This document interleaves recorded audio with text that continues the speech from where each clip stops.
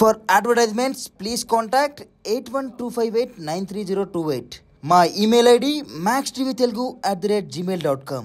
అమ్మ, ఆడవాళ్ళు ప్రతిరోజు తలస్నానం చేయాలా? ఒకవేళ చేస్తే ఏ ఏ రోజుల్లో తలస్నానం చేయడం మంచిదమ్మా? ఏ ఏ రోజుల్లో చేయకూడదు? నేనైతే ప్రతిరోజు తలస్నానం అనేది, ఇప్పుడు కార్తీక మాసం వచ్చింది, ప్రతిరోజు తలస్నానం చేస్తాం. శ్రావణ మాసం వచ్చింది, ప్రతిరోజు తలస్నానం చేస్తుంటాం. ఎందుకంటే కార్తీక మాసం మనం శివుడికి పెట్టుకుంటూ ఉంటాం. ఇప్పుడు శ్రావణ మాసం అంటే అమ్మవార్లకు పెడుతూ ఉంటాం.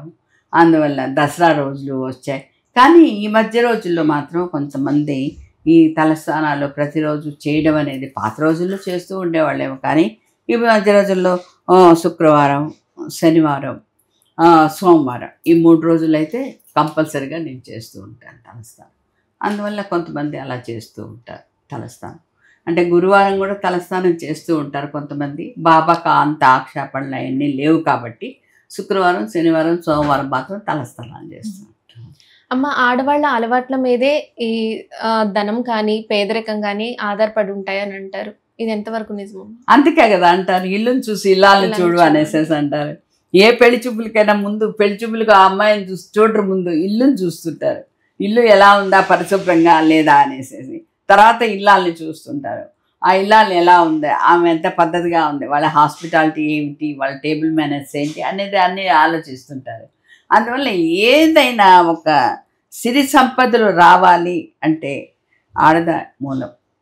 ఆడ మనిషి అనేటప్పటికి ఇంట్లో ఉంటేనే అందం చద్దం అనేది ఉంటుంది. ఇల్లుని చూడు, ఇల్లాలని చూడు. అలాగే కూడా ఇంటి దిక్కు లేదా, ఆడదిక్కు లేదా, దీపం పెట్టేవాళ్ళు లేరా అంటే దీపం పెట్టేవాళ్ళు లేరా అంటే ఆడవాళ్ళు లేరా అని అర్థం.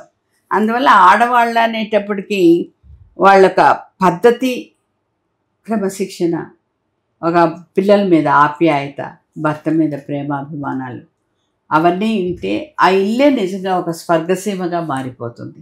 అంతేగాని చీటికి మాటికి ఇద్దరు కురుక్షేత్రంగా మొగుడు పిల్లలు దెబ్బలాడుకుంటూ పిల్లలు ఏడుపులు దుఃఖాలతో ఉండి చిరుగు పవర్ గబ్బలు వచ్చి మధ్యస్థం చేసే వాళ్ళిద్దరిని దూరం చేస్తాం. ఇలాంటివన్నీ అంటే ఈ చీదరగా అనిపిస్తుంది. ఎప్పుడైనా సౌమ్యత, శుభ్రత అనేది ఆడవాళ్ళల్లోనే ఎక్కువ ఉంటుంది. అట్లాగే వాళ్ళల్లో ఒకళ్ళ పొందిక, పద్ధతి అనేది కూడా ఆడవాళ్ళల్లోనే ఉంటుంది. అందువల్ల ఆడదాన్ని చూసాకే ఆటోమేటిక్గా లక్ష్మీదేవి అనేది ఇంట్లో వస్తుంది అనేసి అంటూ ఉంటారు.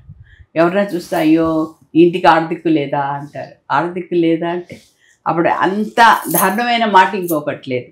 అందువల్ల ఆడవాళ్ళ నుంచే పుట్టుకొని వస్తుంది. కాబట్టి ఆడవాళ్ళు ఎప్పుడూ హ్యాపీగా ఉండాలి, నవ్వుతూ ఉండాలి, క్షేమంగా ఉండాలి, పూజా విధానాలు చక్కగా చేసుకుంటూ ఉండాలి.